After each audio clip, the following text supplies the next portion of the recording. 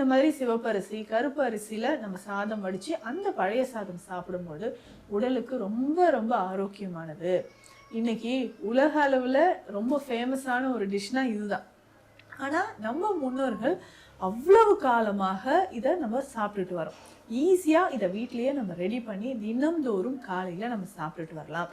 குறிப்பாக இந்த சம்மர் டைம்ல கட் ஹெல்த்துக்கும் இது ரொம்ப ரொம்ப நல்லது. தயிர் சேர்த்து சாப்பிடும்போது பார்த்தோம்னா நம்ம உடல்ல இருக்கக்கூடிய அதிகமான உஷ்ணம் சம்பந்தப்பட்ட பிரச்சனைகள், உஷ்ணம் தொடர்பான நோய்கள் நமக்கு நல்லாவே குறைய ஆரம்பிச்சிருங்க.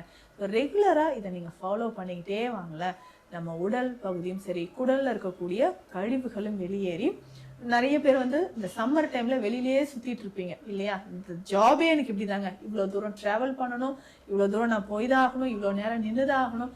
அப்போ உடல் நமக்கு காலையிலே நம்மளால சூடா சாப்பிட்றது, இல்லை காஃபி டீ குடிக்கிறது, காலையில பிரேக்ஃபாஸ்ட் ஸ்கிப் பண்றது, இந்த மாதிரியான ஒரு பழக்கம் இருந்துச்சுன்னா கண்டிப்பா உடல்ல அது உஷ்ணமாக பித்த தோடமாக தான் அதிகரிக்கும்.